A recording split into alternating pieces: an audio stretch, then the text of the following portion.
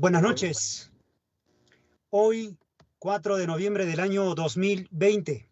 Bienvenidos, bienvenidas a los miércoles académicos, actividad académica que organiza la Facultad de Ciencias Sociales, Educación y de la Comunicación. Doctor Guillermo Gomero Camones, decano de la Facultad de Ciencias Sociales, Educación y de la Comunicación. Doctor Rudecindo Penadillo Lirio, director del Departamento Académico de Educación.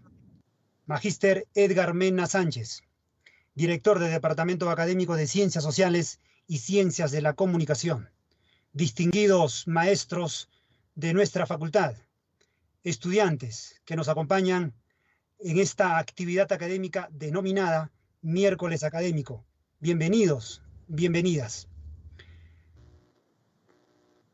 Tenemos para noviembre ya la programación calendarizada y quiero empezar refiriendo que hoy, miércoles 4 de noviembre, empieza estas ponencias académicas el Magíster Segundo Armas Castañeda con el tema La pandemia en la mira, el relato de una pandemia omnipresente, un gobierno desconcertado y una ciudadanía ausente.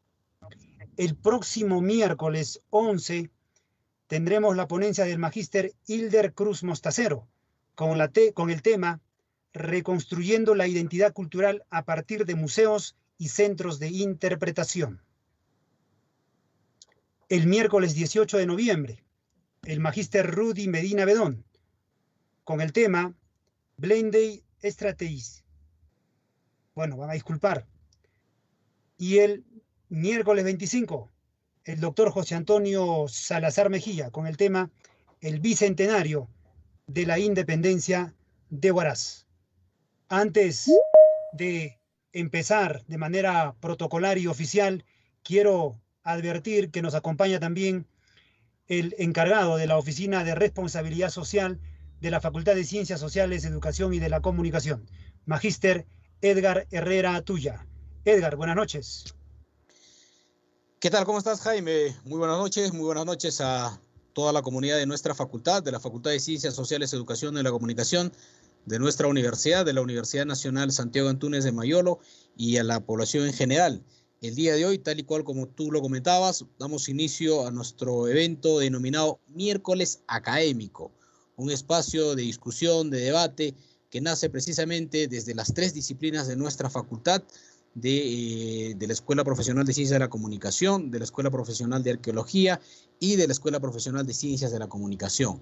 Estos profesionales van a estar en representación de estas escuelas y en representación de nuestra facultad, contribuyendo justamente con los diferentes temas desde su disciplina científica a la situación o a la coyuntura actual que se viene o que se vive a nivel regional. En ese sentido, es un trabajo que se está organizando desde la Oficina de Responsabilidad Social, conjuntamente con las autoridades y con la comunidad en general, y desde ya hacemos la invitación. Tú dabas a conocer la programación que tenemos para el mes de noviembre, y esto ya está en forma programada también para el mes de diciembre. Iniciamos precisamente el día de hoy con la primera exposición del Magíster Segundo Armas Castañeda, luego va a estar el Magíster Hilder Cruz Mostacero, también como el Magíster Rudy Medina Bedón, y para poder cerrar el mes de noviembre, el doctor José Antonio Salazar Mejía. También está la programación para el mes de diciembre,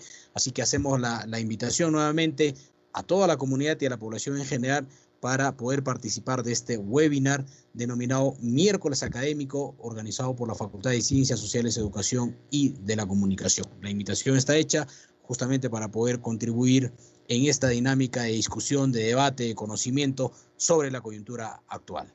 Así que bienvenidos y bienvenidas nuevamente a este evento. Muchas gracias, estimado Jaime. Muchísimas gracias a Edgar Herrera Tuya, responsable de la Oficina de Responsabilidad Social de la Facultad de Ciencias Sociales, Educación y de la Comunicación. Antes de ir a escuchar las palabras de nuestro decano, tengo también en la sala la presencia del director del Departamento Académico de Educación, el doctor Rudecindo Penadillo Lirio, a quien voy a pedir que también pueda vertir las expresiones seguramente entre lo académico y tal vez entre esta realidad que nos corresponde vivir. Doctor Rudecindo Penadillo, buenas noches, bienvenido a este miércoles académico.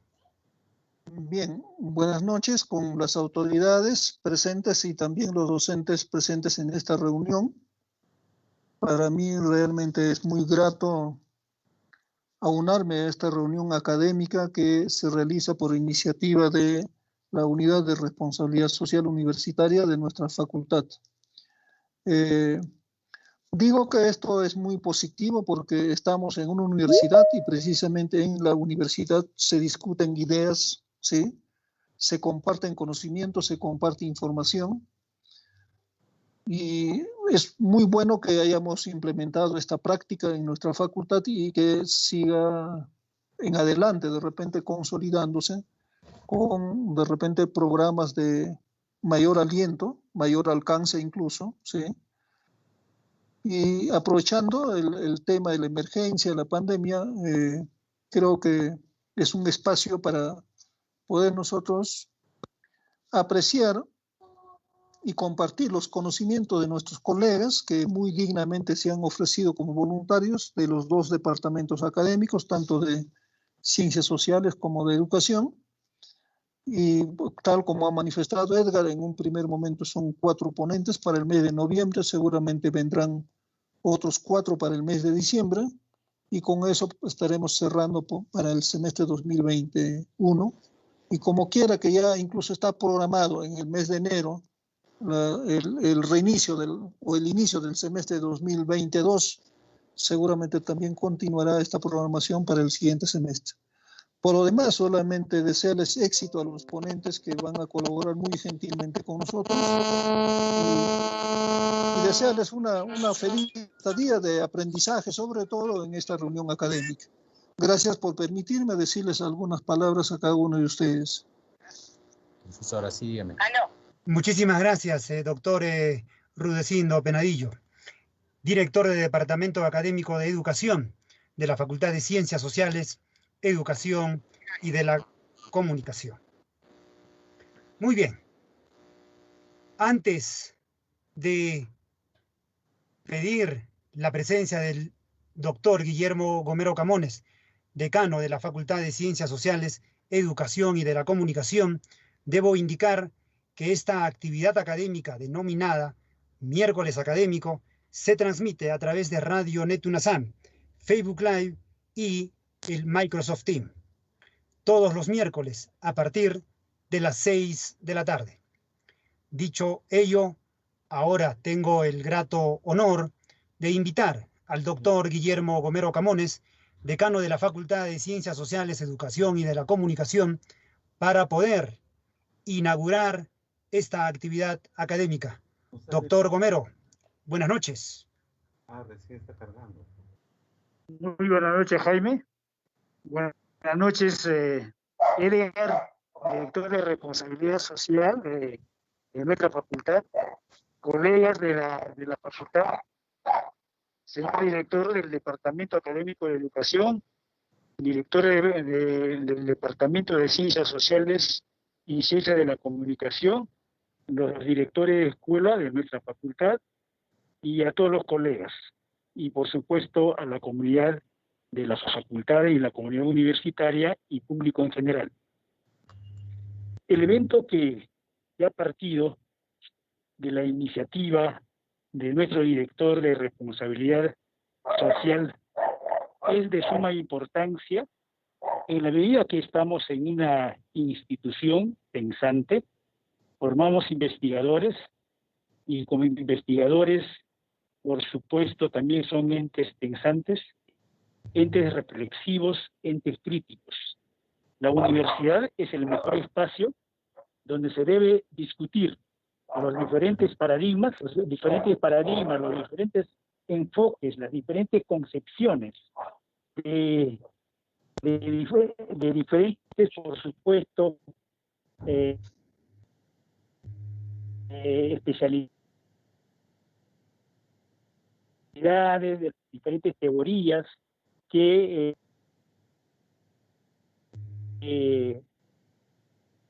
justamente que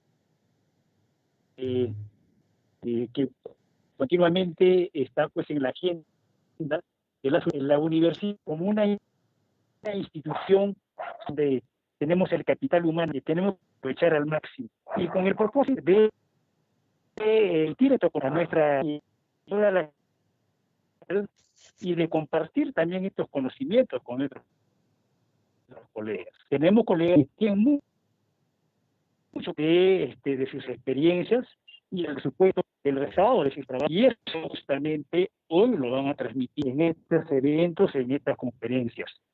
Yo agradezco a los conferencistas que van a participar en este primer evento que está organizándose a nivel de responsabilidad social de los miércoles académicos, y así seguramente vamos a tener otros conferencistas. Y no tenemos por qué todavía invitar de otras instituciones, otras universidades, cuando ya tenemos un capital humano tan importante, con mucha experiencia, y que son depositarios de conocimientos y están, pues, por supuesto, dispuestos a transmitirlo y de compartir también con los colegas y, por supuesto, con la comunidad en general. Entonces, nuestra universidad de esa manera va a cumplir pues, con una de las funciones tan importantes a través de la responsabilidad social de dar a conocer los conocimientos, de dar a conocer los últimos avances en cuanto, digamos, a la investigación. Y a través de nuestra facultad tenemos también, por supuesto, esa responsabilidad de hacerlo con nuestra comunidad, porque de hecho el aprendizaje tiene que ser permanente. Todos los días estamos aprendiendo. Tenemos como decía, un gran filósofo, un gran epistemólogo. Si bien es cierto, hay una ignorancia en cuanto, digamos, al conocimiento que tenemos del mundo, de la realidad.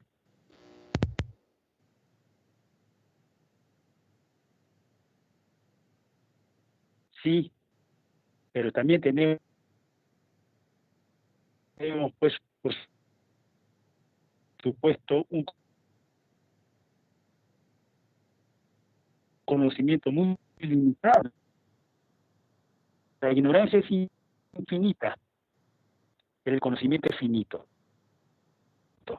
Tenemos poco conocimiento. Entonces, eso nos invita, por supuesto, a desarrollar. Y, desde luego, no puede quedar, si no es el resultado de los trabajos de investigación, tenemos que tratar mejor a través de estas conferencias. Yo garantizo, y vamos a contar, tiene que institucionalizar. Espero que también en otras facultades, que es justamente antes, las universidades era un espacio tan importante donde había discusiones de diferentes concepciones, de diferentes teorías, de diferentes ideas, y hoy es lo que hace mucha falta. Estamos empezando y ojalá que todo esto realmente sea pues con un gran éxito y también la comunidad ya pues al menos saque sus propias conclusiones con respecto a los resultados de este evento.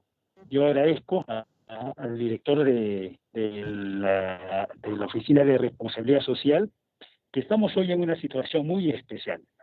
La pandemia, el coronavirus, que se ha extendido, se ha multiplicado a nivel mundial, y estamos pues también en base a esa particularidad, eventos de esta naturaleza, también virtual, porque claro, es muy importante, desde luego, y extrañamos justamente conferencias presenciales donde hay una relación directa entre los expositores y por supuesto el auditorio que participa en eventos de esta naturaleza. Pero ya, ojalá que en un futuro no tan lejano ya tengamos la vacuna y nuevamente retomemos, ingresemos a nuestra universidad y estos eventos se desarrollan con mayor frecuencia. Tenemos un director con esas ganas, con ese ímpetu, con ese dinamismo, ¿no? Con esa vehemencia, y eso siempre lo ha demostrado. Y yo lo felicito a Edgar,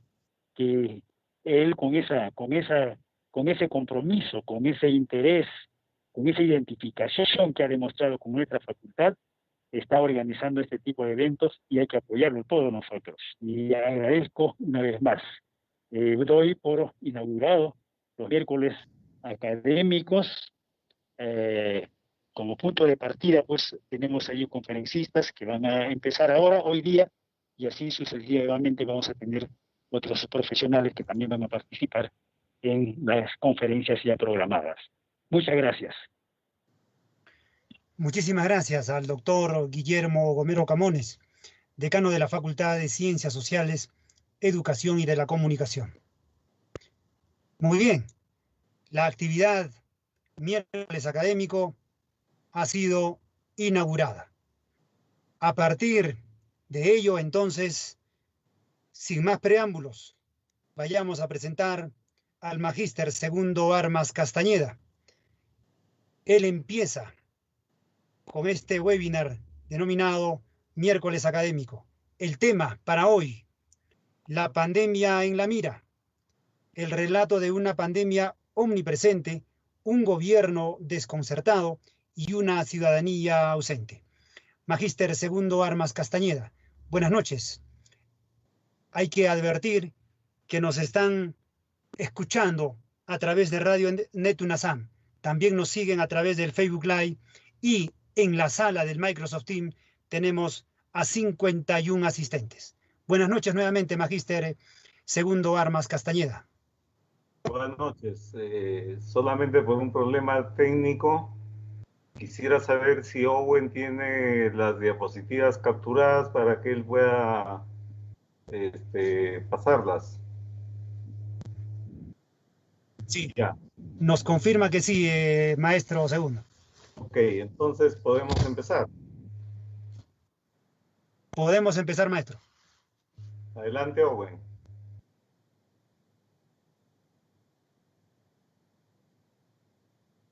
No veo las diapositivas, yo.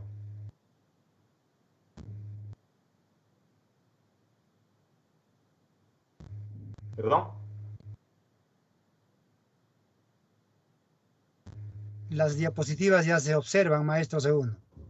Sí, está cargando en mi caso. Un momentito, por favor, y empezamos. En cuanto lo vea.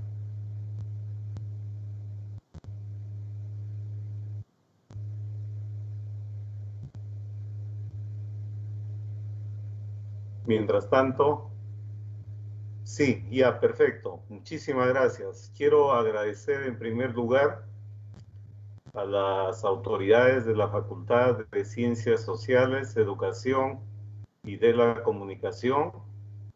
Agradecer también a la profesora María Angélica Méndez, quien es nuestra directora de Escuela de Comunicaciones. Felicitar también y agradecer al colega Edgar Herrera y a todos los que han participado en esta iniciativa, que creo que es una iniciativa importantísima, en mandato de lo que la universidad o las universidades peruanas tienen, que es la de contribuir con iniciativas y propuestas que puedan propiciar el desarrollo regional, en este caso de Ancash. Cuando se me encargó el tema de la exposición, pensé en un tema que tiene que ver con la coyuntura, pero que va más allá de la coyuntura. Y pensé en el tema de la pandemia y le puse la pandemia en la mira porque todos estamos muy pendientes, la sociedad nacional peruana está muy pendiente del tema de la pandemia y de lo que va a pasar más adelante.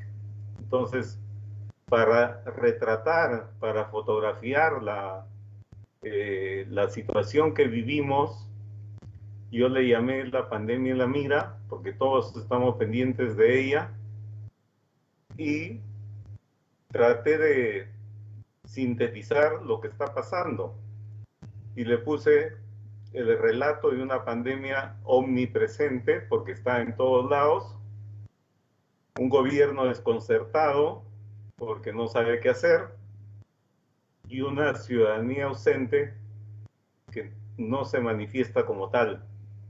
En tanto somos un país con escasa ciudadanía, con ciudadanía muy baja, y por lo tanto eso nos diferencia de países desarrollados que tienen una ciudadanía alta y que están más confiados en sus ciudadanos que sí cumplen los protocolos de cuidado y de contagio.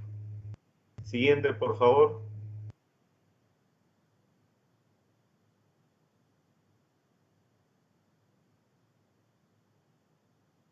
Ah, ok. Ok. Muchas gracias. Me pasa que el sistema está muy lento, entonces, por favor, les pido su tolerancia, ¿ya? Ok. ¿Qué nos trajo la pandemia?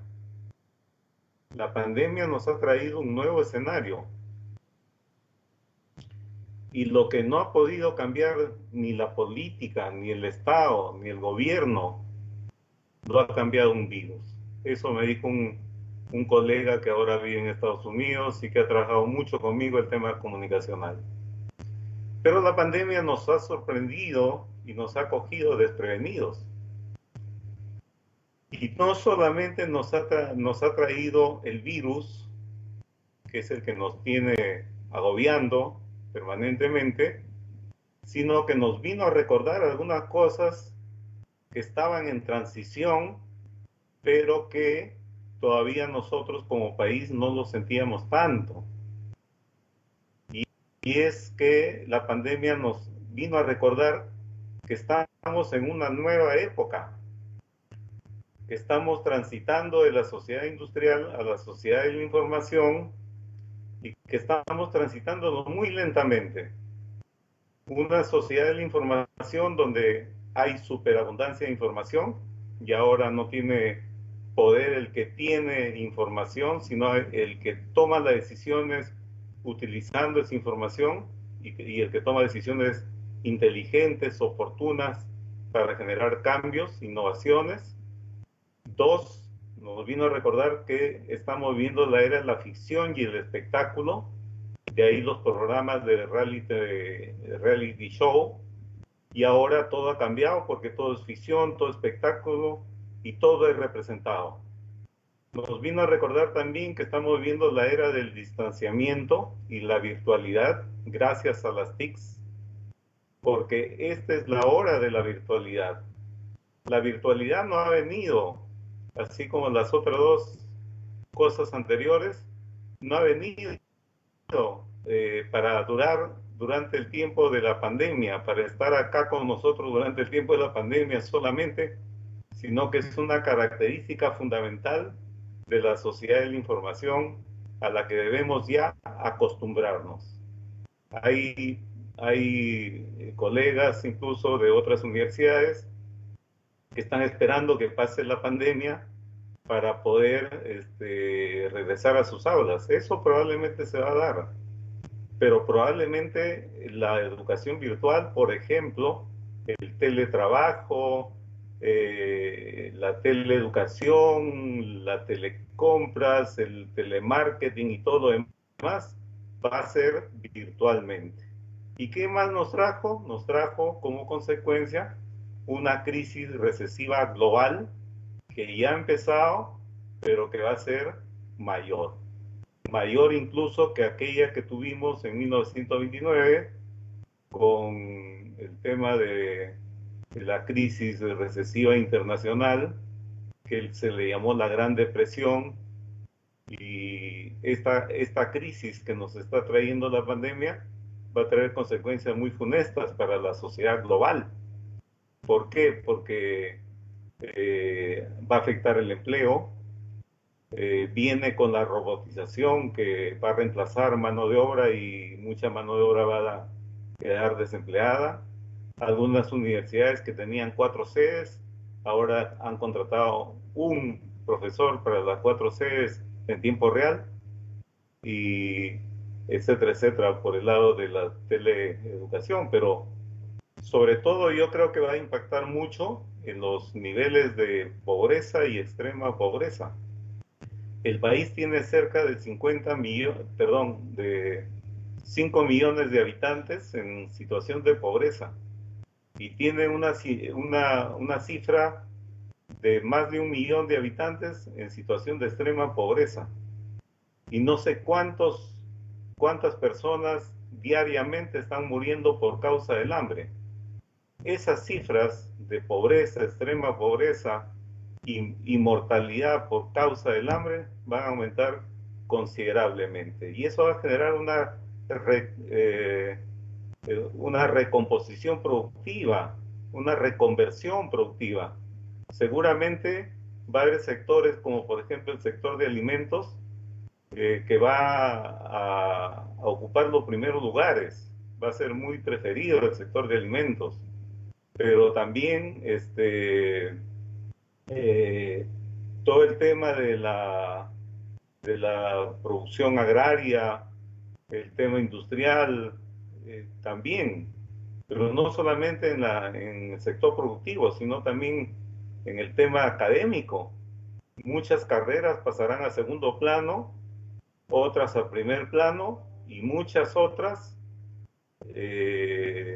nacerán en las aulas universitarias como las nuevas necesidades que supone el cambio a la sociedad de la información.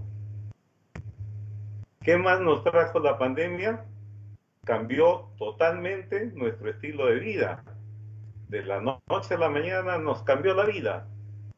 Yo de la noche a la mañana pasé al encierro como muchas personas de la sociedad globalizada. Lo que quiero decir es que la pandemia nos ha puesto en vilo a toda la sociedad globalizada y no solamente a nosotros en el caso del Perú. ¿Y qué pasó con estos cambios de estilo de vida? Primero, la invasión de lo público a lo privado. Lo público prácticamente ha cedido su espacio a lo privado. ¿Por qué? Porque ahora desarrollamos más nuestra vida hacia adentro, en la casa, que hacia afuera, en lo público. Entonces, hay una hegemonía de lo privado frente a lo público, que ha renunciado por el caso de la pandemia. La vida cotidiana se ha reorganizado hacia adentro. Tenemos todo en la casa. El delivery es la palabra mágica para agenciarnos de víveres, de bienes y de todo lo que queremos. Tenemos teleeducación, teletrabajo, telemercado, telemedicina y teletodo. Es la época de las distancias, porque tele es distancia. Como a pesar de la distancia, como con las nuevas tecnologías de información y comunicación, todo lo podemos obtener en la casa. Si no queremos ir al estadio del partido, lo vemos en la casa. Si no queremos ir a hacer mercado, tenemos telemercado. Si no queremos ir a la universidad, podemos hacer curso de la universidad de la casa, etcétera, etcétera, etcétera. Nos relacionamos también diferente. Ahora tenemos estas aulas virtuales que son el Zoom, el Team, el BBB y otras, el Meet y todas las demás que nos permiten juntarnos para hacer nuestras relaciones sociales. Por ejemplo, mucha gente hace karaokes vía estas aulas virtuales. Otra gente se reúne para dar el pésame a algún familiar de algún conocido que haya fallecido, y así sucesivamente, o para tomar simplemente un café virtual y para intercambiar puntos de vista o conversar como parte de una situación de relación humana.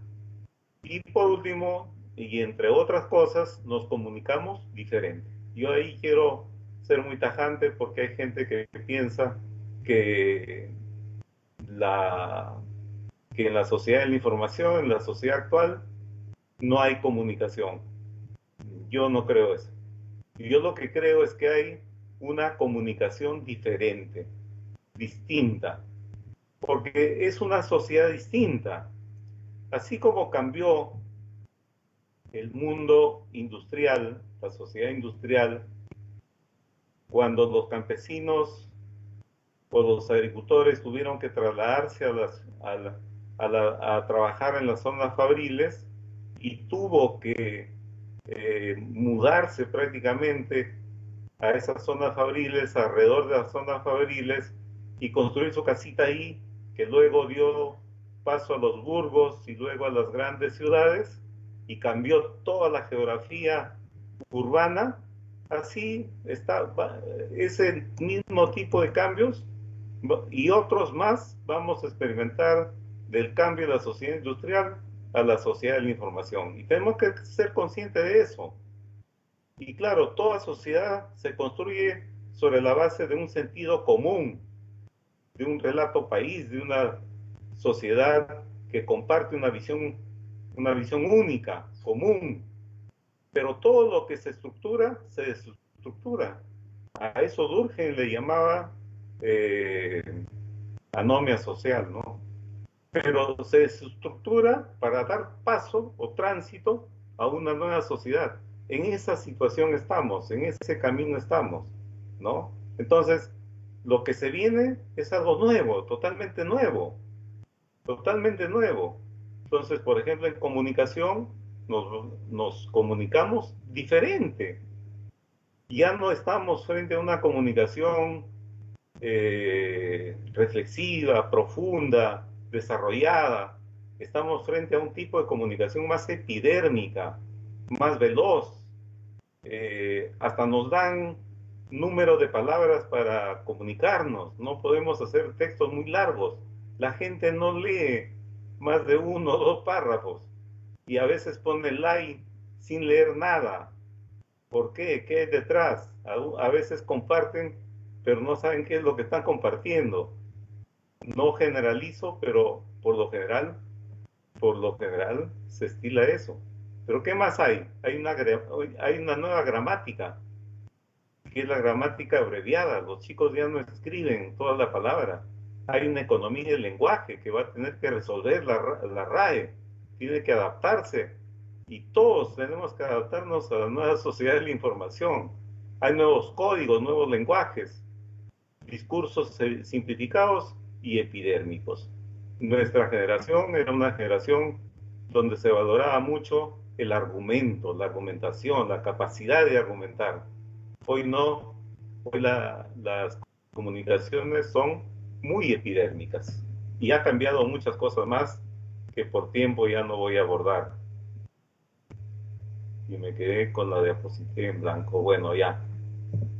¿Qué nos recordó también la pandemia? Y muy rápidamente, que estamos ya, está en marcha un nuevo modelo organizacional y un nuevo modelo de organización conectada en red, donde ya no se producen fundamentalmente, porque eso no quiere decir que ya no exista la industria, así como la agricultura no desapareció con la industria tampoco desaparece con la sociedad.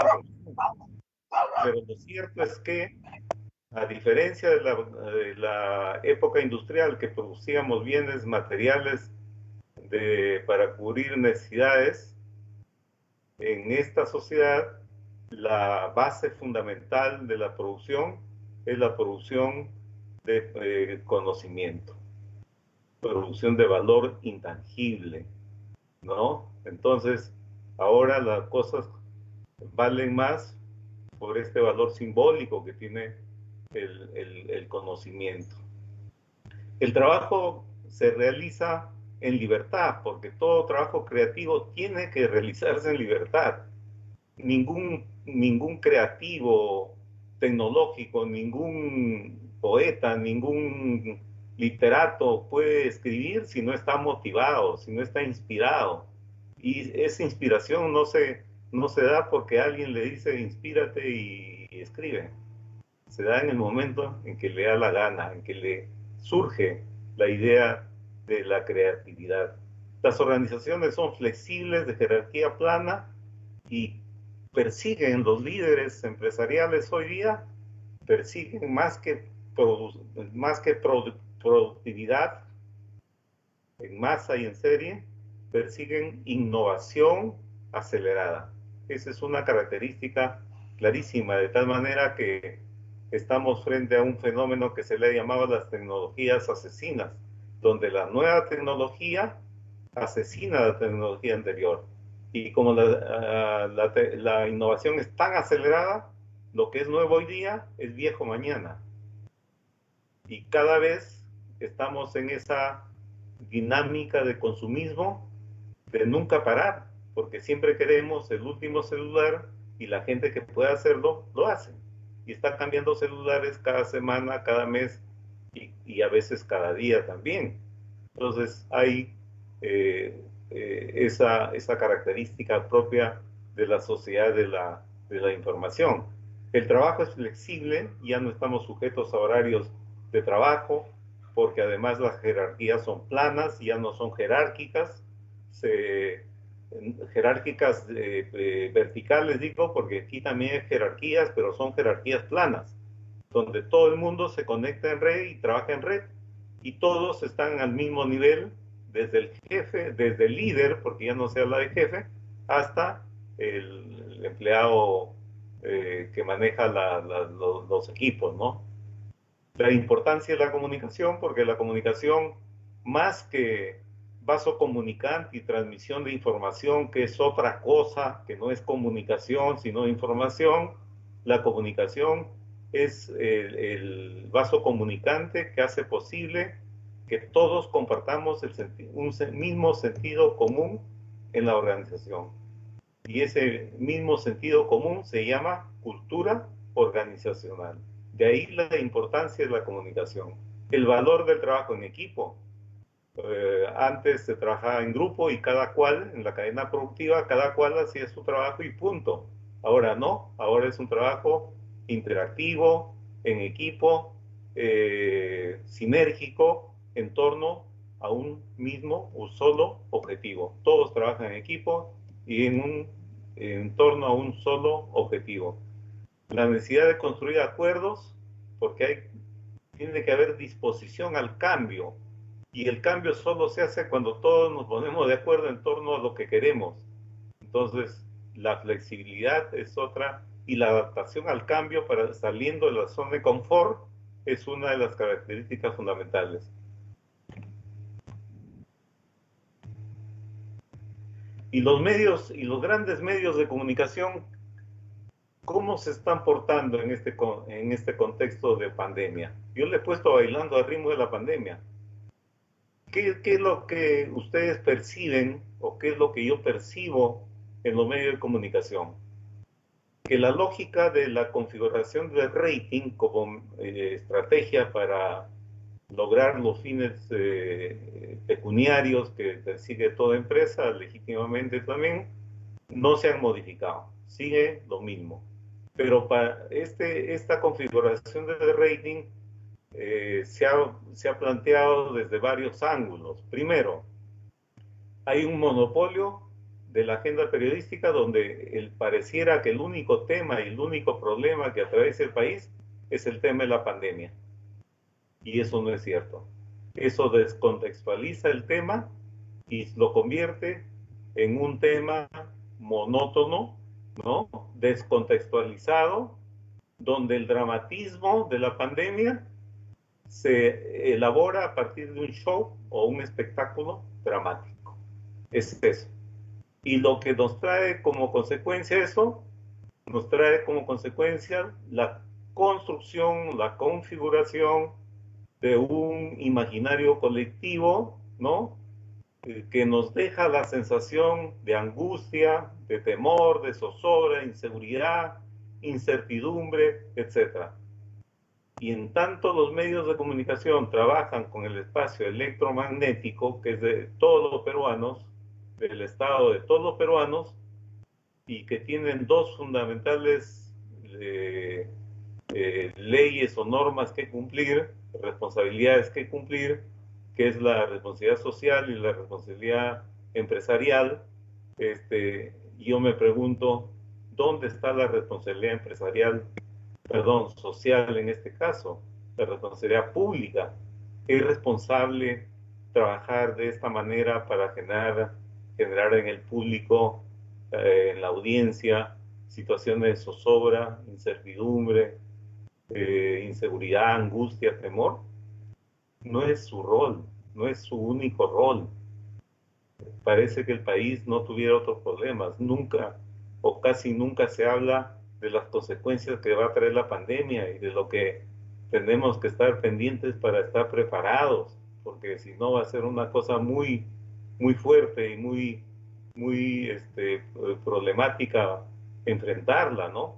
Pero sí quiero reconocer una mención honrosa a los medios regionales y locales, y en este caso muchos colegas también de la región Ancash, que cumplen dos funciones fundamentales, ¿no?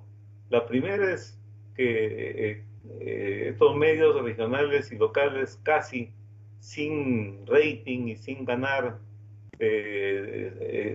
sumas altas de dinero, a pesar de eso, sí son importantes espacios de conexión entre el Estado y la ciudadanía. Cumplen ese rol.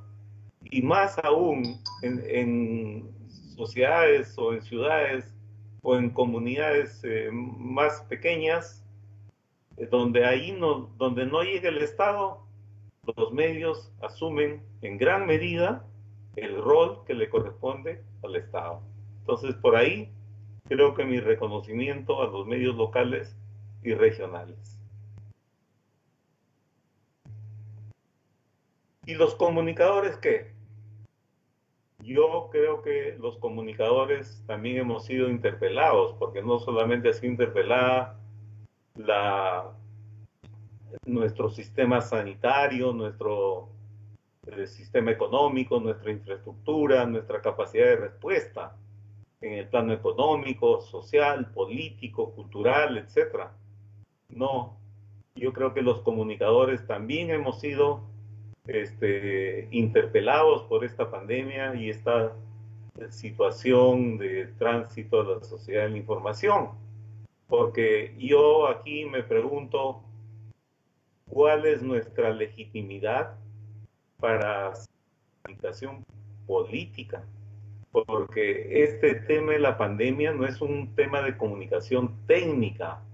Han salido muchos colegas a decir que el problema de la pandemia es un problema de que no se trabaja cambio de comportamientos, y han criticado a la escuela funcionalista norteamericana porque dicen que el cambio de comportamientos es el cambio social. Sin embargo, eso es sin sustento, porque los autores y creadores de estas teorías del cambio de comportamientos o de conductas viene justamente del funcionalismo modernista norteamericano.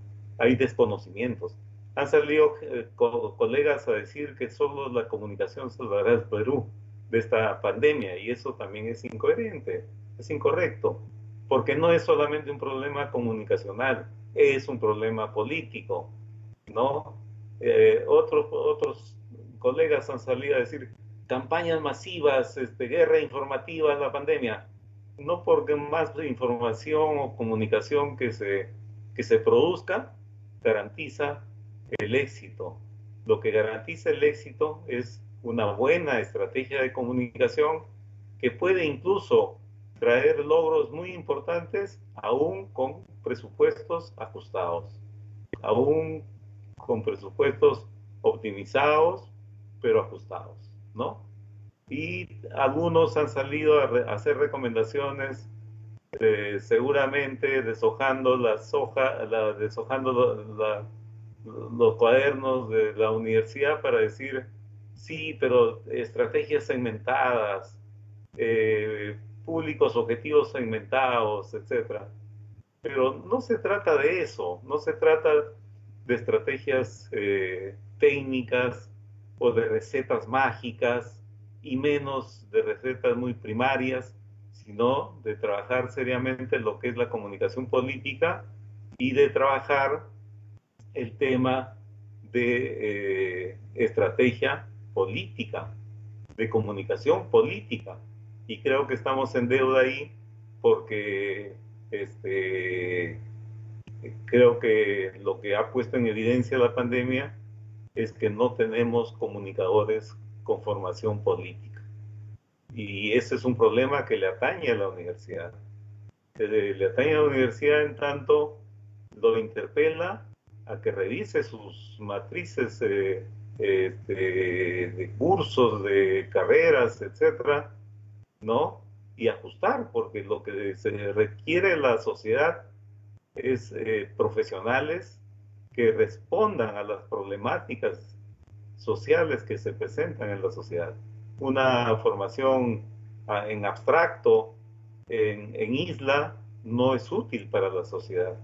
Entonces, es importante revisar la currícula de estudio, las mallas curriculares, hacer ajustes y todo lo demás, porque yo no concibo, y les digo con toda sinceridad y legitimidad, yo no concibo cómo puede haber empleados de comunicación en el Estado, y hablo de los comunicadores para no generalizar, pero sucede lo mismo en las otras carreras, pero cómo podemos hablar de comunicadores que trabajan en el Estado, primero, que no tienen ni idea de lo que es la política, que nunca han leído siquiera un libro sobre política, ni clásica ni moderna, ni a Locke, ni a Stuart Mill, ni a Sartori, ni a Norberto Bobbio, ni a nadie. Entonces, ¿cómo puedes trabajar en el Estado si no tienes idea de política? Cuando en realidad el Estado trabaja la política en tanto la política es servir al bien común.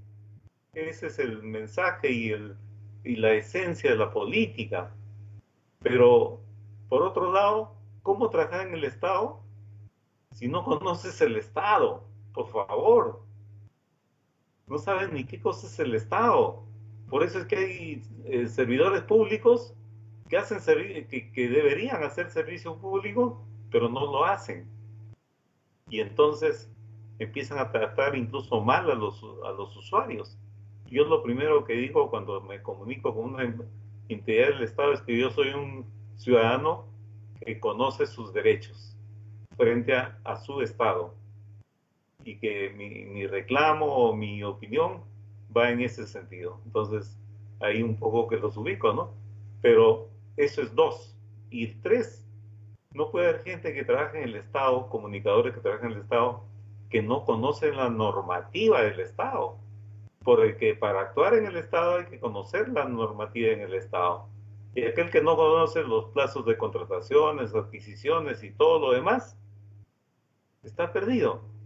Pero es paradójico porque cuando uno trabaja en el Estado, al que no hace nada no le pasa absolutamente nada. Al que hace cosas le cae la OCE y lo fiscaliza. Pero al que no hace nada y espera el fin de mes para cobrar, no le pasa absolutamente nada. Y en el Estado solamente hay tres opciones. O te insertas en el sistema de esperar el fin de mes, tranquilamente sin hacerte problemas, o luchas contra la corriente con iniciativa y capacidad de propuesta, o te vas. Cuando ya uno siente que no es útil, mejor es irse porque el ambiente en el Estado es muy contaminante. Entonces, estamos los comunicadores en deuda con la comunicación política porque lo que han aportado los comunicadores hasta este momento para la lucha contra la pandemia es muy, pero muy poco, muy reducido y muy técnico, lo cual quiere decir que tenemos muy pocos comunicadores especializados en el campo de la política, ¿no? ¿Qué más? La ecuación de la pandemia. Y aquí hay, lo único que quiero decir, yo enseño un curso de semiótica y lo hice pensando también en ellos, que son chicos de tercer ciclo, pero con un vuelo intelectual muy alto que me ha sorprendido, y ya ojalá que me escuchen, pero hay un grupo que ha hecho una exposición espectacular y que les he sugerido que hagan un pequeño librito, aunque sea de eso. Entonces, ojalá, y espero que la universidad promueva y ayude y apoye ese tipo de iniciativas. Qué lindo sería para mí, sería un gran honor que que un alumno o que un grupo de alumnos de tercer ciclo ya tengan a esta altura de la vida, un librito publicado, por más modesto que sea. Pero lo hice no para hacer cuadrado semiótico, ni para cosas por el estilo, sino que yo hice este cuadrito simplemente para demostrar quiénes son los actores que están en juego y cómo el gobierno no ha sido capaz de identificar el público objetivo al cual debe de referirse, debe de dirigirse. Entonces yo hice un cuadrito que es muy simple. Quienes representan a la vida son las personas que se cuidan de la pandemia, que están pendientes de no contagiarse, etcétera, etcétera. La muerte representa obviamente la pandemia con el virus. La no muerte es el aliado de la vida, que es el gobierno. El gobierno apoya a la gente que se cuida, ¿no? El aliado de la muerte es la no vida, la negación de la vida. Pero ¿quiénes son ellos? ¿Quiénes son ellos? Lo que el gobierno ha dicho, que son los que salen a jugar pichanguita, y los que van a las discotecas a parrandear. Y eso es todo. Pero no hay más rigor. Eso no es rigor, como decía el doctor Petadillo hace un rato, ¿no? La ciencia, la investigación es una cosa maravillosa porque nos permite, siguiendo los protocolos y los procesos rigurosos de la investigación científica, nos permite conocer cosas y encontrar cosas que no lo imaginamos. Entonces yo creo que hay un mal cálculo, por eso digo que estamos frente a un gobierno desconcertado, ¿no? Débil, un mal cálculo del público objetivo. Yo creo que estamos tratando de ver el problema por las consecuencias y no por las causas. ¿Cuáles son para mí las consecuencias? Son las conductas y los comportamientos. Y ahí no está el problema. No es el problema simplemente por una cuestión fundamental. ¿Y cuál es ese problema fundamental? Es que la conducta y el comportamiento son expresiones o manifestaciones de la cultura. Entonces, ¿dónde hay que buscar los dispositivos que están actuando para activar esos tipos de comportamientos y conductas? Está en la cultura. Entonces, ¿qué hay que hacer? Investigar, pues, investigar qué hay detrás de esos comportamientos. Es como en las barras bravas, como comentaba previamente con mi amigo Jaime Dextre, ¿no? En las barras bravas, los chicos en mancha son muy violentos, pero solos no. Yo conozco varios. Pero ¿qué hay detrás de la vida de esos chicos que se manifiestan con una conducta violenta, que es la consecuencia? Hay un montón de cosas. Hay hogares disfuncionales, hay divorcios, hay peleas, hay hasta violaciones, hay peleas con los padres, orfandad y un montón de cosas.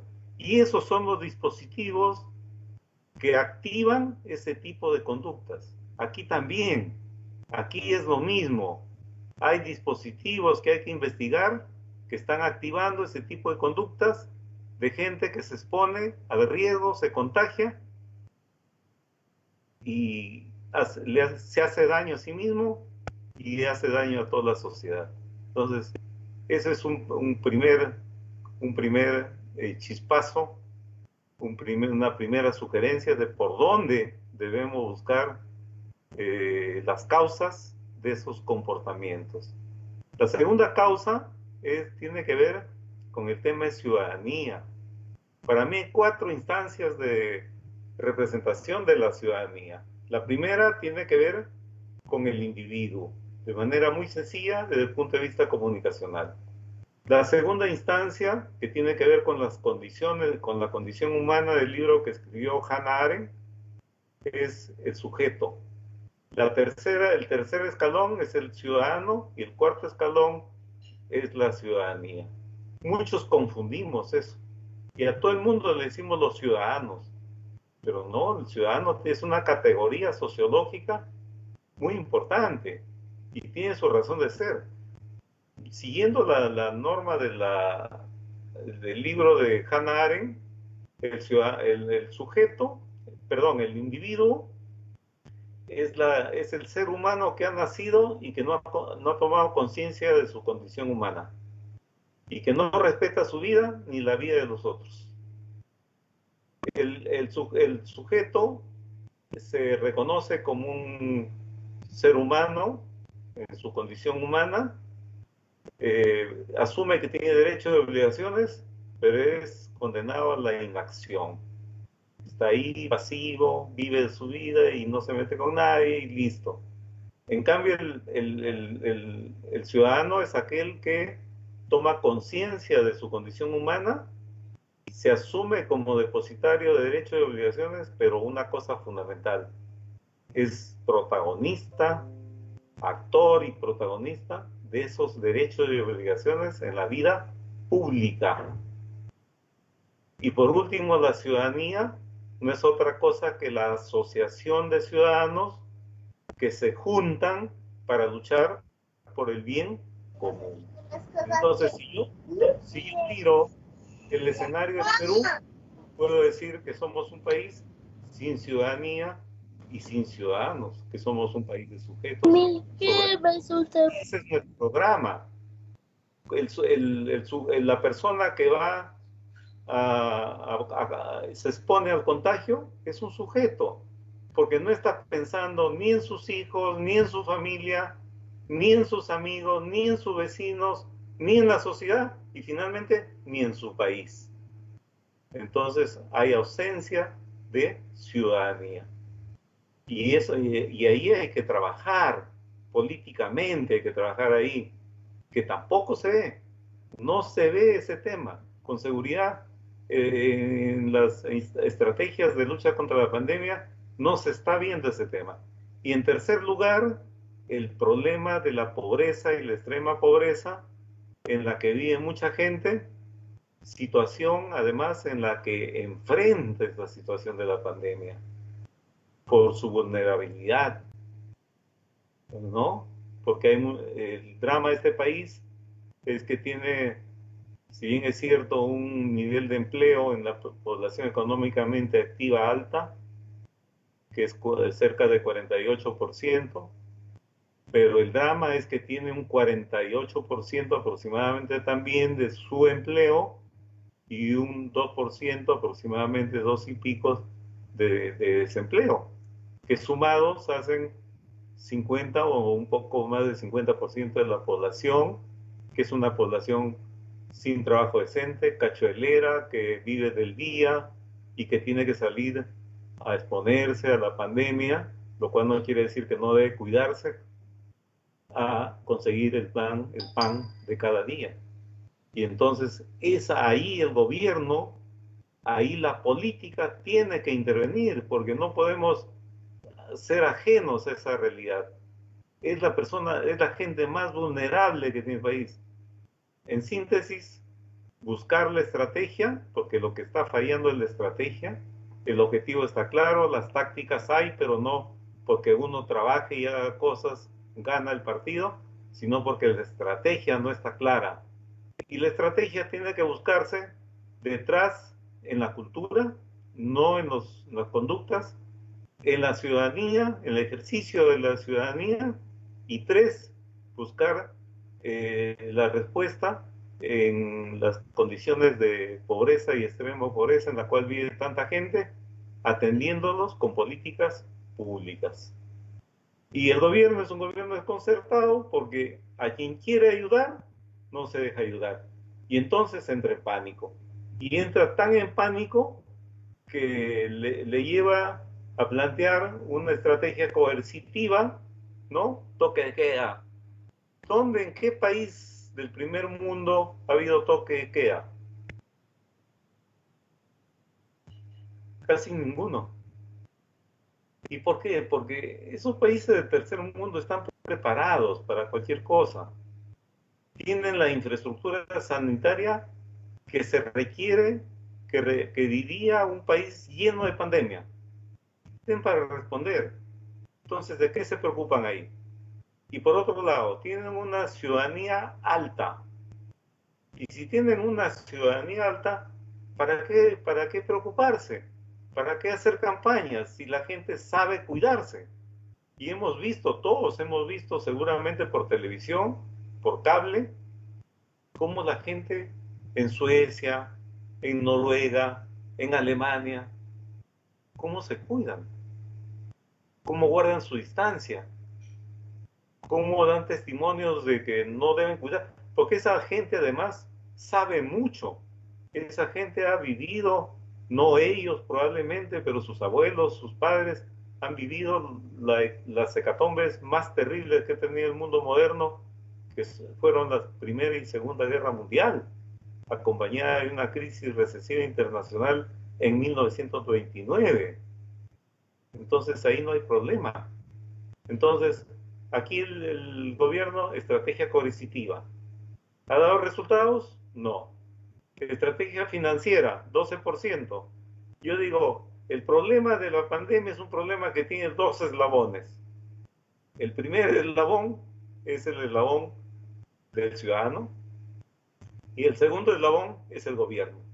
Si ambos no funcionan de manera paralela, sincronizada y sinérgica, el problema no se resuelve, salvo que haya la vacuna o la inmunidad de rebaño o lo que fuere, pero antes de eso, el problema es de a dos. Mal hacen y mal han hecho nuestros opinólogos tan inteligentes como se pretenden de atacar solamente al gobierno y por intereses también creados, ¿no? Cuando en realidad hay una corresponsabilidad ahí, ¿no? Entonces, no solamente es un problema del gobierno, sino también del ciudadano. Y si los dos trabajan juntos y se acuerdan estrategias conjuntas, el tema se puede resolver en un toque. Pero bueno, no es así, ¿no? Y las estrategias han estado en el camino preventivo de cambio de comportamientos. Esas estrategias las hacen todos los días las enfermeras técnicas del sector salud, de lo cual yo soy testigo, pues he trabajado en varios proyectos grandes de comunicación en salud. Y no puede ser esa la estrategia del gobierno, no puede ser esa la estrategia del comunicador que dice que conoce comunicación política y está recomendando cuestiones técnicas. Eso no es la respuesta. Entonces, ya desesperado el gobierno ha implementado la estrategia del miedo y la estrategia de complicidad, que yo jamás la implementaría, porque esas estrategias ya fracasaron en el Perú con el tema del CODE. Y por último, reiterar simplemente lo que ya expliqué en el gráfico. Hay que trabajar un enfoque. ¿Por dónde buscar la estrategia? Buscando un enfoque de ciudadanía y del bien común.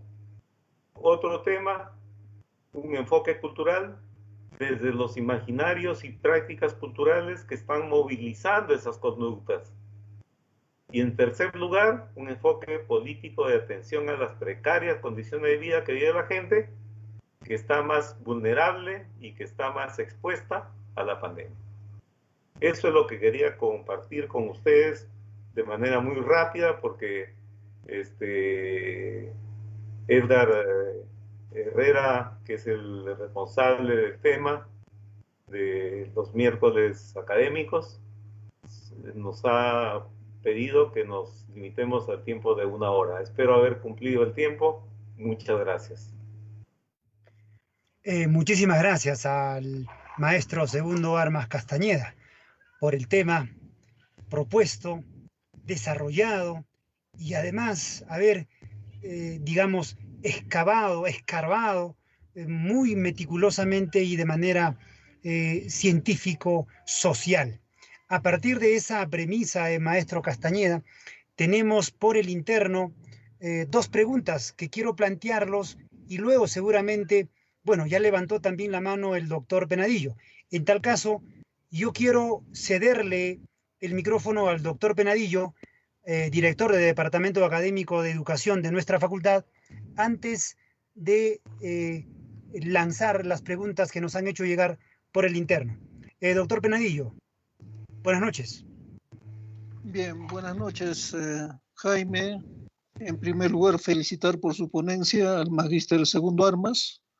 Gracias. Quien trabaja por primera vez en pregrado en nuestra universidad, pero que ya anteriormente ha dictado cátedra en posgrado, y lo cual es muy fortalecedor para nuestra institución, ¿no? Bien, ha tocado un tema muy interesante de actualidad y además sensible, referente a la pandemia. Tal como ha manifestado Segundo, efectivamente, pues la pandemia nos ha desvestido de cuerpo entero, sobre todo nuestro sistema de salud, que ya era completamente precario antes de la pandemia, y actualmente en la pandemia, pues con decirles que incluso hay personas que se han muerto, no uno, sino muchas personas en la puerta del hospital o en la puerta de los centros médicos, simplemente por falta de oxígeno, algo que es gratuito, ¿sí? Pero aunado a esto, nosotros tenemos muy cerca, por ejemplo, las elecciones del 2021. Y todo parece indicar que estos dos fenómenos tienen los mismos efectos. La pandemia, lógicamente, trae como consecuencia pues, la muerte de las personas y las consecuencias permanentes de las elecciones en nuestro país, que además son cíclicos y repetitivos, con candidatos faranduleros, improvisados, clientes, por ejemplo, ya del Estado peruano, ya sea en el Congreso o en los aparatos, por ejemplo, gubernamentales, traen como consecuencia de la corrupción, y estos dos fenómenos además andan vinculados, la muerte con la corrupción. Tal como he explicado, efectivamente, pues las causas no son que seamos irresponsables, no es que nosotros no obedezcamos las órdenes, etc. Concuerdo con Segundo cuando manifiesta las causas son de carácter cultural, ¿sí? Las causas son una ciudadanía responsable, es pensar con un sentido nacionalismo, por ejemplo, buscar el bien común antes que el bienestar personal. Entonces, la pregunta que le formulo a Segundo es lo siguiente, ¿no? A ver, ¿cuál es su opinión, por ejemplo, del rol de los comunicadores? Ya nos ha explicado, por ejemplo, que ha sido muy importante, pero además, por ejemplo, no ha sido, por ejemplo, en algunos aspectos muy relevante el papel de los comunicadores.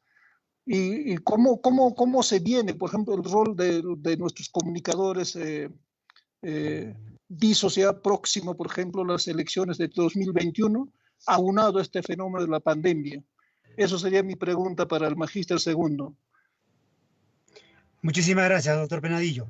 La respuesta del maestro Segundo Armas Castañeda. A ver, creo que hay necesidad de abordar rápidamente el tema de las elecciones, ¿no? Y como bien lo ha señalado el doctor Penadillo,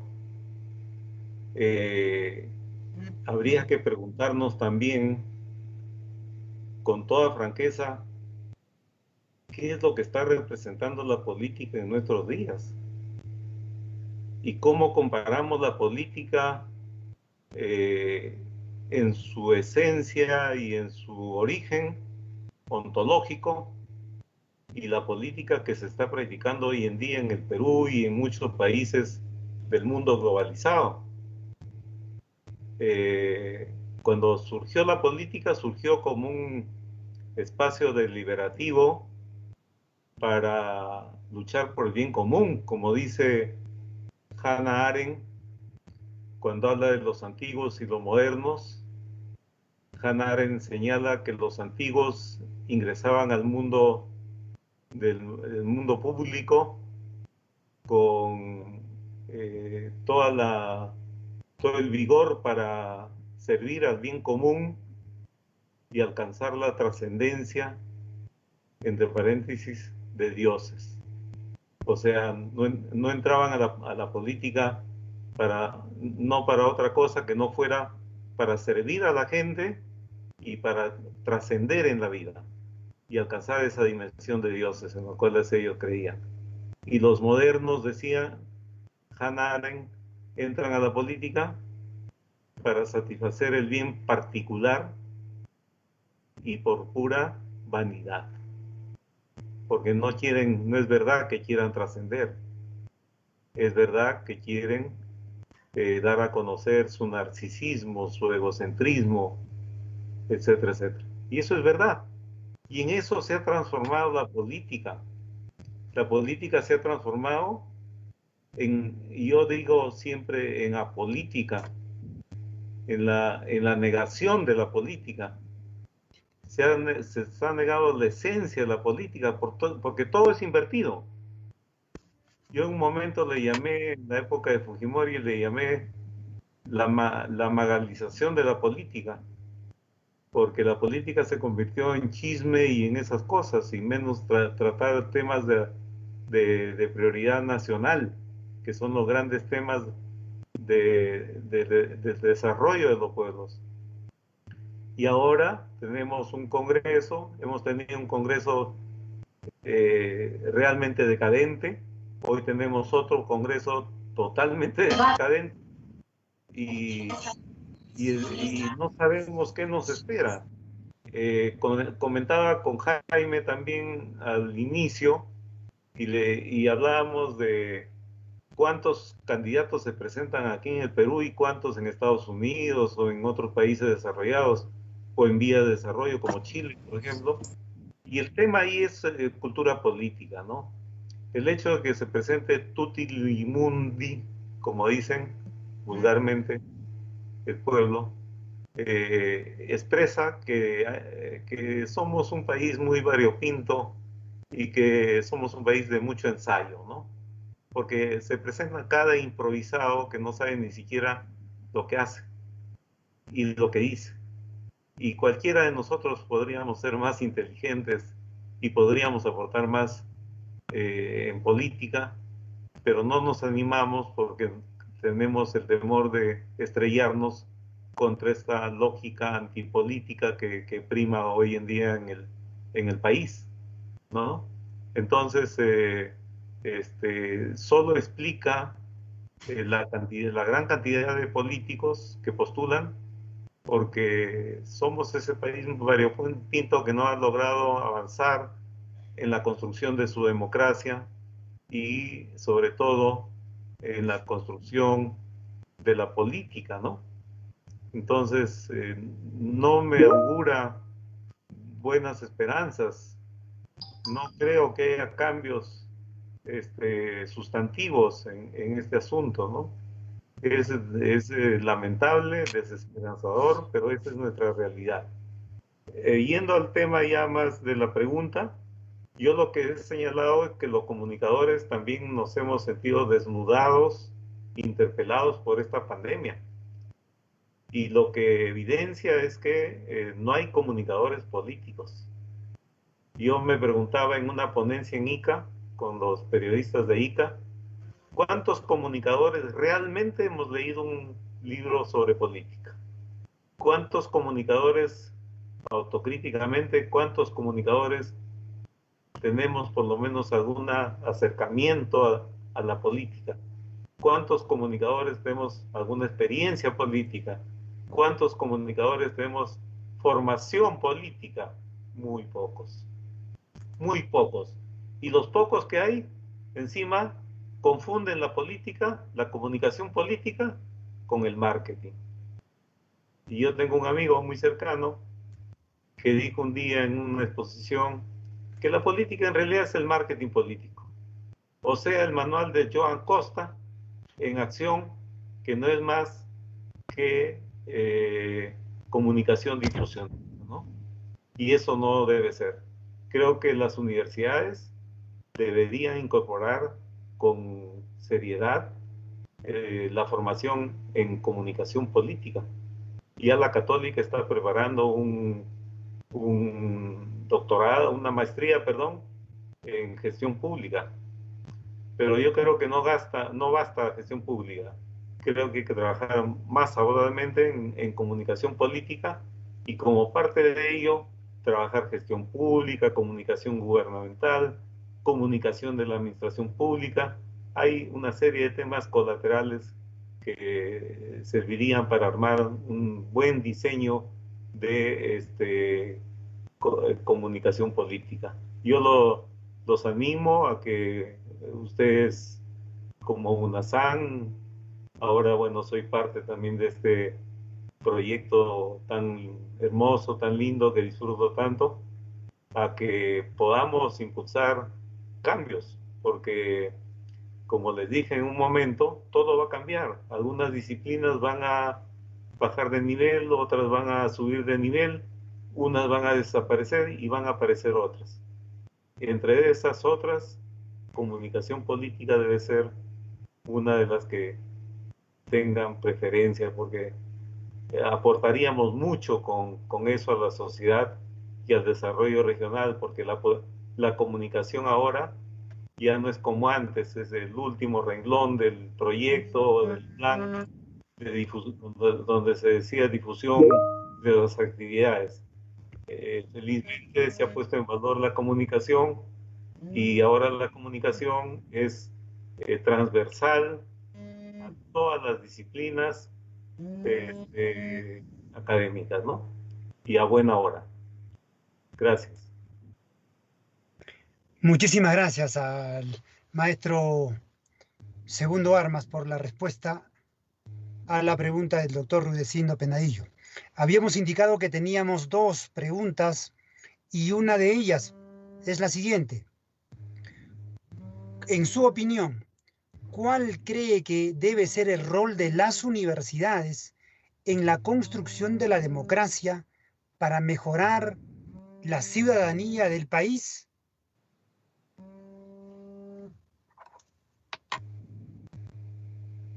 ¿La contesto o espero la otra? Es una sola pregunta.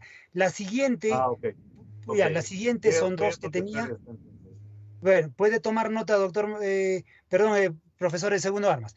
Puede tomar nota. La segunda pregunta dice, ¿cómo cree o cuál cree que sería la propuesta política que pueda mejorar la sociedad actual? Muy relacionada también. Mientras voy revisando más interrogantes en el chat. Ojalá. Las respuestas, profesor maestro. Muchas gracias, colega Jaime. A ver, ¿cuál es el rol de la universidad en la construcción política y ciudadana, no? Correcto. A ver, yo creo que el rol rector de la universidad peruana es coadyuvar o contribuir al desarrollo regional. El tema de la región debe estar presente en la agenda de trabajo de la universidad. ¿Qué es lo que pasa en Ancash y en otras regiones? Porque conozco casi todas las regiones. He trabajado últimamente con 12 gobiernos regionales, habilidades blandas. ¿Qué es lo que pasa? Lo que pasa es que se generan propuestas sacadas debajo de la manga, pero no hay diagnósticos, no hay nada que lo respalde. Y yo creo que desde la Oficina de Responsabilidad Social de la universidad, con el profesor Ernesto, se puede impulsar un proceso de diagnóstico participativo de la región Ancash en todas sus latitudes, y con un grupo de expertos sistematizar esa información y generar un documento que sintetice todas esas demandas y esas necesidades que tiene la gente realmente, para que los tomadores de decisiones políticas puedan tener un marco de referencia para sus ofertas electorales y para sus planes de acción. Eso para mí sería una cosa espectacular y sería un aporte sumamente valioso al desarrollo de la región. Y por otro lado, creo que la universidad tiene que ponerse a tono con estos cambios. Yo no pienso que la universidad tiene que ser una cosa estática, sino tiene que ser una institucionalidad dinámica que está a tono con los tiempos y que tiene que enfrentar los desafíos que esos tiempos suponen en cada etapa de la vida. Y creo que la universidad tiene que empezar a discutir propositivamente qué implica este tránsito de la sociedad industrial a la sociedad de la información, cuáles son las características de esta sociedad, qué ha cambiado y cómo la universidad puede adaptarse a ese cambio. Por ejemplo, ahora en el campo empresarial, si antes las empresas propugnaban una mayor productividad y ahí centraban todo el esfuerzo, hoy día las empresas ya no hacen eso. Las empresas no apuestan ya por la productividad, apuestan por la innovación acelerada.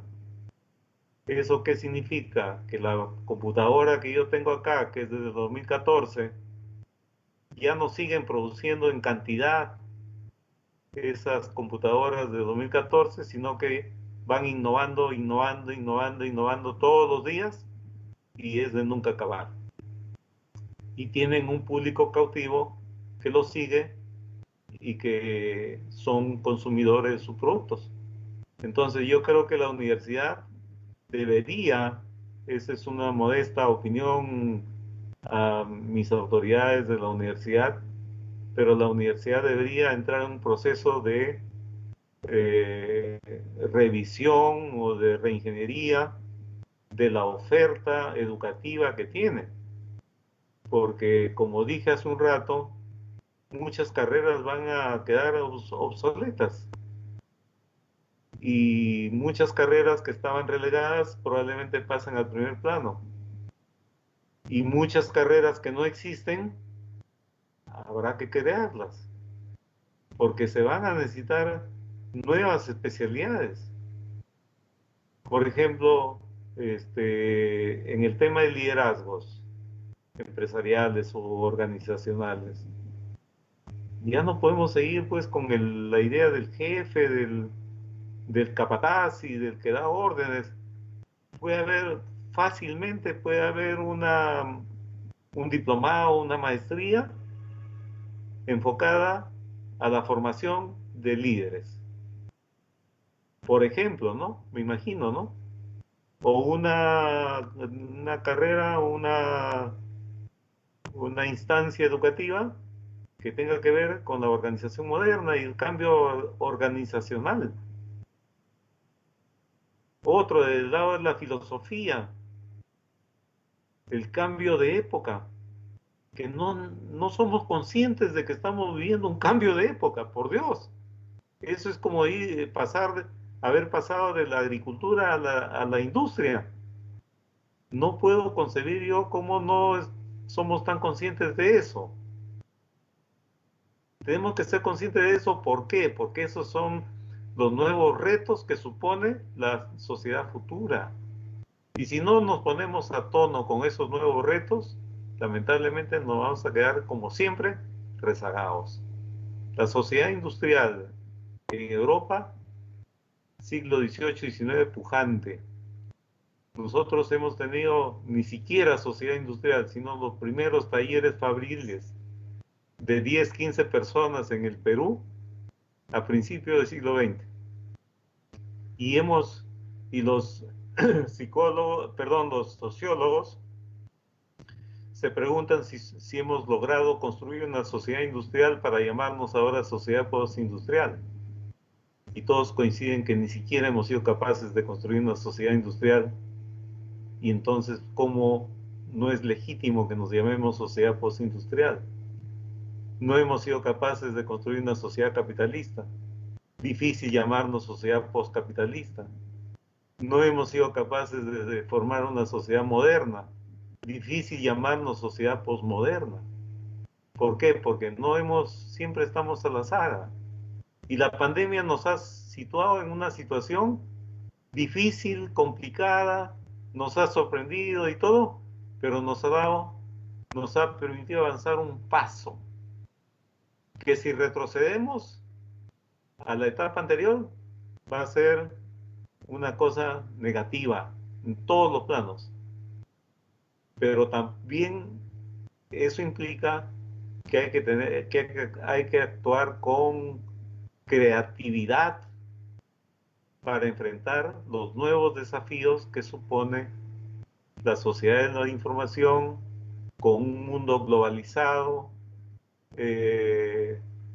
con una virtualidad real, con una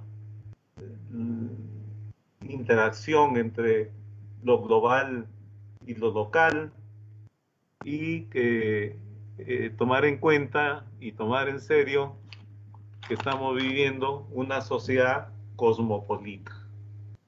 De tal manera que si no tomamos en cuenta todos esos y otros elementos que son propios de la sociedad actual, no vamos a poder enfrentar en buenas condiciones los nuevos retos que supone la sociedad de la información, que vendrá con todo nuevo.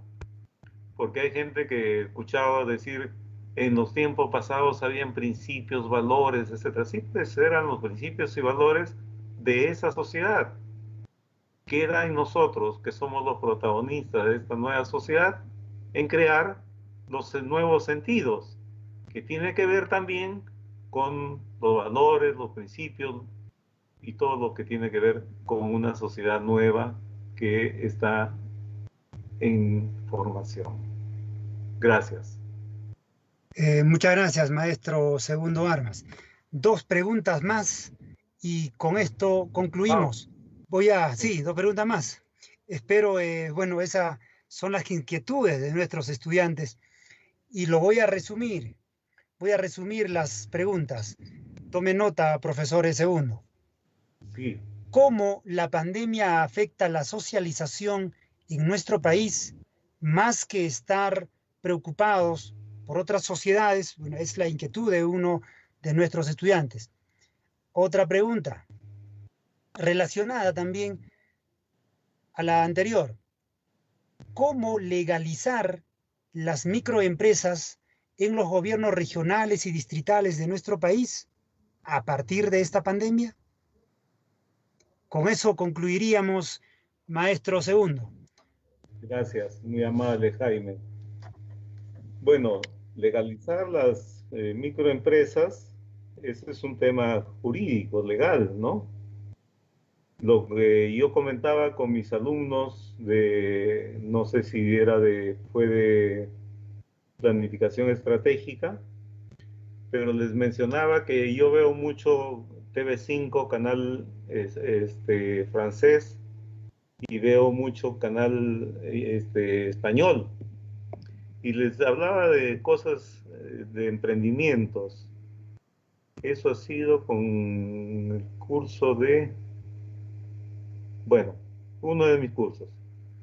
Y les decía que en el caso de Francia, por ejemplo, un ganadero no solamente tiene ganado, sea poco o mucho lo que tenga, pero no solamente tiene ganado. No es que como aquí, ¿no? Que no le damos valor agregado a nuestros productos y lo vendemos, y los intermediarios son los que se llevan todo. Allá no, allá han cortado con los intermediarios. Cada productor, ganadero, agrícola, lo que fuere, si el productor es ganadero, con seguridad el dueño del ganado no vende su leche, no vende la leche del ganado, sino que lo transforma, le da valor agregado y con seguridad produce excelentes quesos de altísima calidad. El productor de uva no es que está pensando en cosechar su uva y venderlo como fruta, sino que está pensando en sus bodegas de vino y vinos de altísima calidad. El frutero no está pensando vender su fruta, está pensando en darle valor agregado y crear conservas de alta calidad también. Y así sucesivamente. Y eso es lo que diferencia un país productor, un país de primer mundo, productor con valor agregado, con un país en vías de desarrollo que, como nos ha dicho el sistema de Naciones Unidas, que produce solamente para el autoconsumo, mirándose hacia adentro, hacia el ombligo, y no mide el mercado, no trabaja la asociatividad, no produce en volumen, no le da valor agregado, los precios de los transportes es demasiado altos y no hay nichos de mercados y no hay nada. Hay unas experiencias interesantísimas aquí en el Perú, como por ejemplo la experiencia Granja Porcón, que es una experiencia que debería replicarse en todas las zonas altoandinas, donde está localizada la pobreza y la extrema pobreza, y podríamos salir adelante con mucha facilidad. Hay experiencias múltiples aquí, pero que no se implementan. Yo creo que los políticos o no la ven o no quieren o simplemente no se dan cuenta de que eso hay que hacer, ¿no? Y así hay muchas experiencias.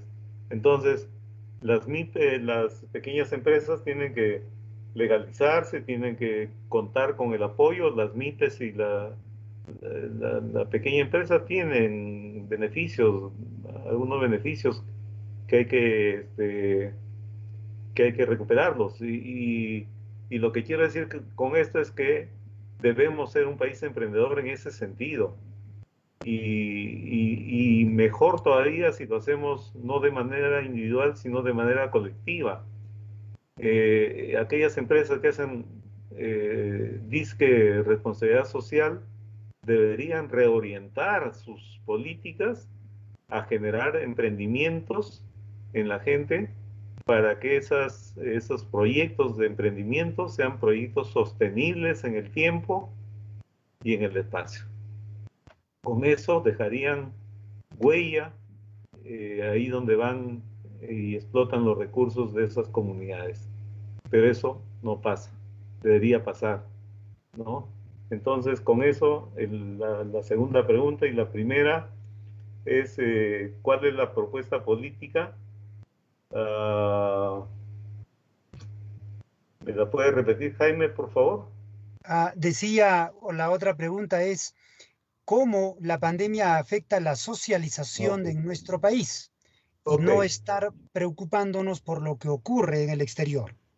Igual que en la comunicación, colegas, autoridades, igual que en la comunicación, hay comunicadores que ya dicen que en esta sociedad no hay comunicación. Yo digo que sí hay comunicación, pero hay otro tipo de comunicación que ya he explicado, epidérmica, con economía del lenguaje, etcétera, etcétera. La socialización también no es que haya desaparecido. Quien me pregunta esto es alguien que está extrañando las formas de socialización anteriores, que ya son del pasado, porque ahora hay nuevas formas de socialización. Y he explicado con ejemplos ese tipo de socializaciones. Yo conozco gente y mis vecinos hacen karaoke en las aulas virtuales, pues. La vez pasada me invitaron a una reunión para dar pésame porque había fallecido un amigo común, a una reunión de pésame y se hizo vía virtual. La junta de propietarios de mi edificio se reúne vía virtual. Socializamos la educación vía virtual. Eso es lo que ahora va a ser una característica de esta sociedad. No es que no socializamos. Lo que pasa es que es una nuevas formas de socializar. Disculpen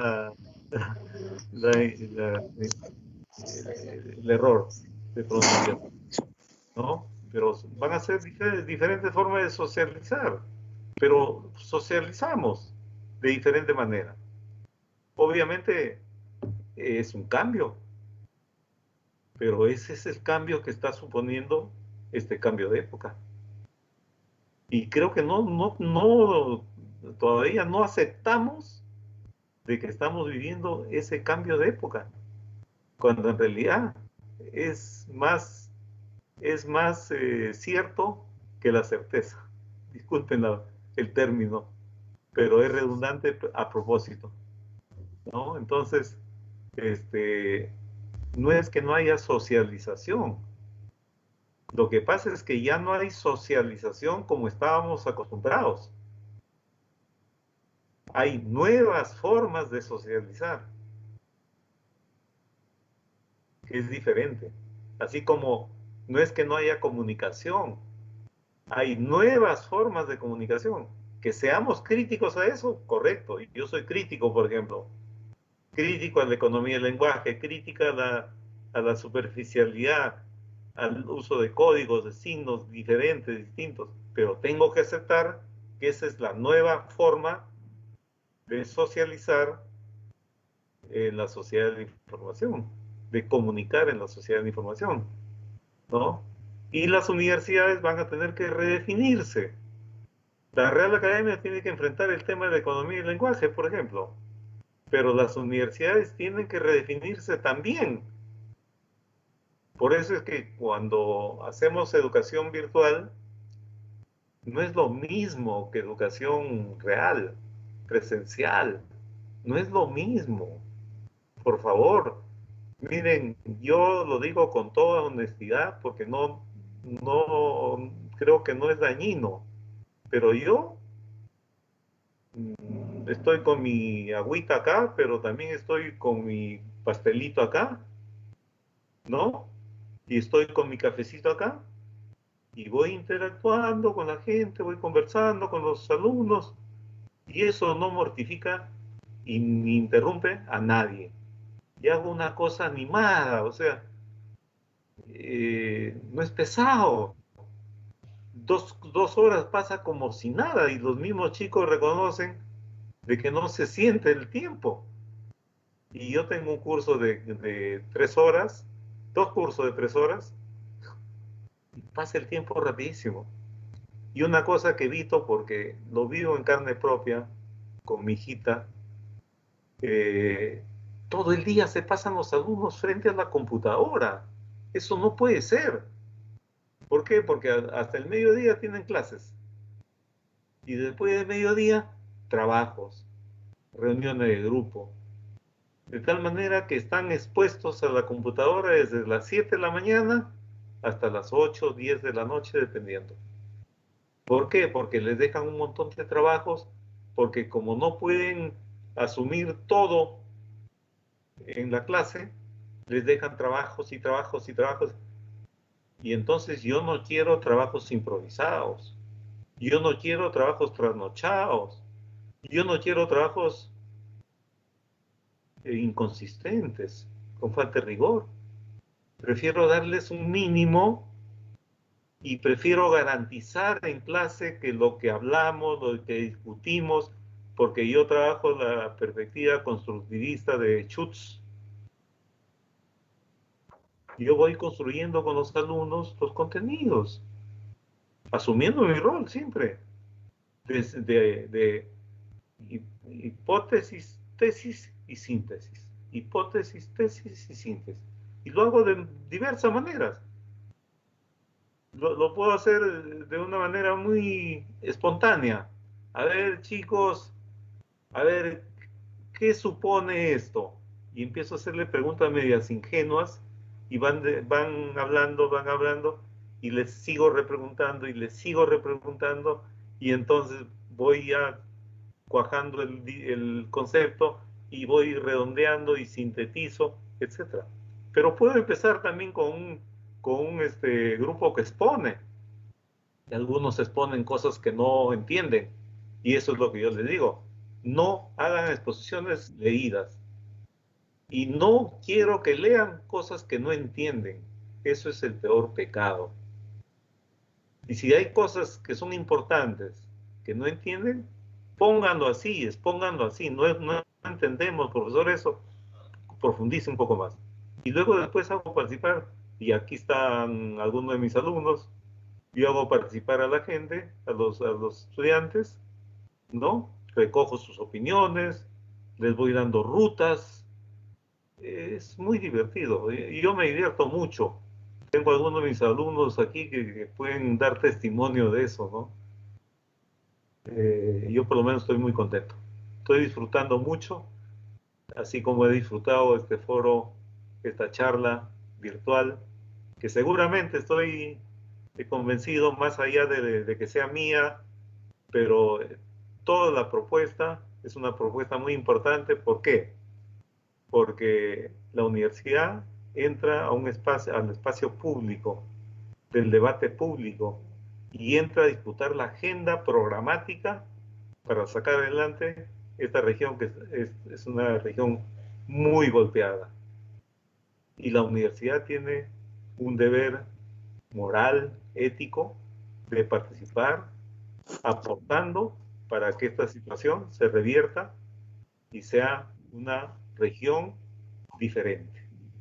Muchas gracias. Muchísimas gracias al magíster Segundo Armas Castañeda por la primera ponencia de los miércoles académicos, actividad organizada por la Unidad de Responsabilidad Social de la Facultad de Ciencias Sociales, Educación y de la Comunicación. El tema de hoy fue la pandemia en la mira, el relato de una pandemia omnipresente, un gobierno desconcertado y una ciudadanía ausente. Muchísimas gracias nuevamente, maestro Segundo Armas, en nombre de nuestro decano, el doctor Guillermo Gomero Camones, decano de la Facultad de Ciencias Sociales, Educación y de la Comunicación. Agradecer también la presencia del doctor Rudecindo Penadillo Lirio, que aún nos acompaña. Él es el director del Departamento Académico de Educación. También puedo apreciar ya en nuestra sala la presencia de la directora de Escuela de Ciencias de la Comunicación, la magíster María Angélica Méndez Espinosa. Un agradecimiento a todos los que se han conectado a través del Microsoft Teams, así como también a quienes nos han seguido a través de Radio Net UNASAM y el Facebook Live. Hemos rebasado, eso nos confirma Edgar por el interno, hemos rebasado arriba de 90 participantes entre estos tres medios.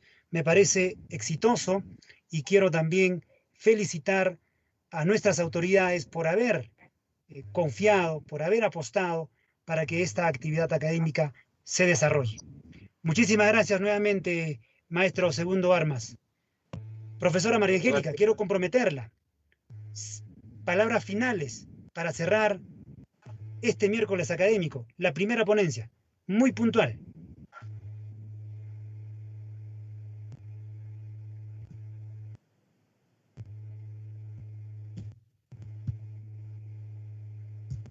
Bueno, el tema de conectividad a veces nos falla.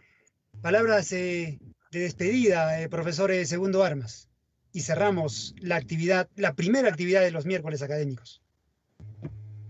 Yo felicito a todas las autoridades, a nuestro decano, a nuestros jefes de departamento, a nuestros directores de escuelas, a los responsables de responsabilidad social, que es nuestro colega y amigo Edgar, a todos, a ti Jaime, a todos, a los alumnos que nos acompañan, a la población en general. Felicito por la participación y el interés de debatir temas que nos compete, que nos interesa. Creo que es una contribución muy importante que le debemos a nuestra región. Yo quiero mucho a esta región y quiero mucho a esta universidad también, y quiero aprovechar la oportunidad para decirlo. Yo he sido siempre requerido por la universidad para dictar 2 cursos de maestría desde cuando estuvo el doctor Huerta. Lamentablemente en esa época yo no pude colaborar, pero luego entró el doctor Penadillo, a quien acepté y tengo el más profundo agradecimiento por todo el apoyo que tuve de él. Y después entró la doctora Dani, si no me equivoco, Dani Paredes, también. Entonces yo le debo mucha gratitud a esta universidad que me ha abierto las puertas para hacer lo que yo más quiero, lo que yo más amo, que es la docencia. Tengo tradición en mi familia, yo descubrí mi profesión de comunicador en el camino y aprendí y descubrí mi vocación por la docencia cuando tenía 13 años, cuando nos dieron a leer Ruta Cultural del Perú de Valcárcel, y el único alumno entre 40 en exponer, en aprobar la exposición con 20, y los demás todos jalados. Es una anécdota que yo cuento con orgullo. Fue a los 13 años. El único aprobado fui yo, con 20, y los demás sacaron 0, ¿no? Y dije, no, tengo que dedicarme a la docencia en algún momento de mi vida. Pero yo estaba empezando, yo soy provinciano, igual que muchos de ustedes. Me vine a Lima y tengo el orgullo de decir que he pasado por la cadena productiva en el sector industrial.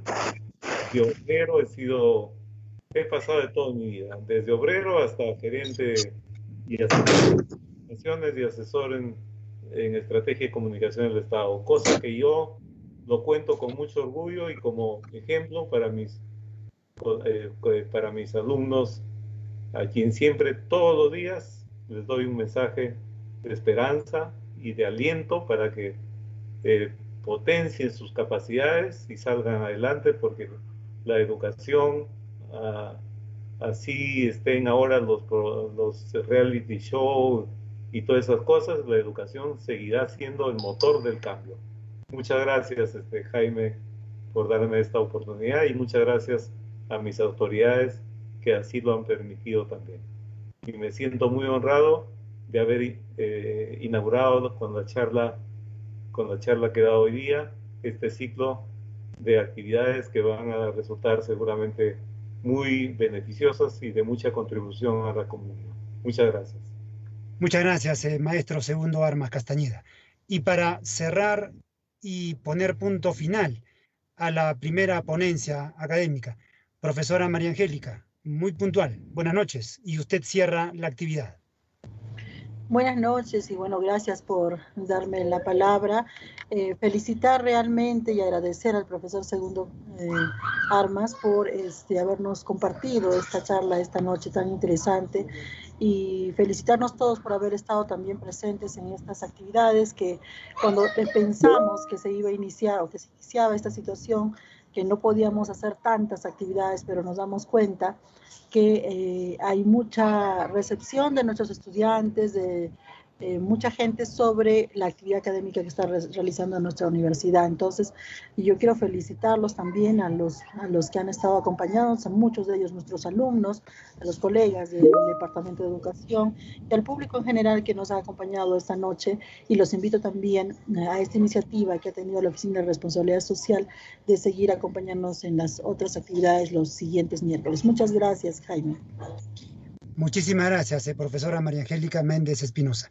De esta manera concluimos el primer miércoles académico, y para el miércoles 11 estará con nosotros el magíster Hilder Cruz Mostacero con el tema Reconstrucción de la identidad cultural a partir de museos y centros de interpretación. Buenas noches, muchas gracias a cada uno de ustedes. Hasta el próximo miércoles. Bueno.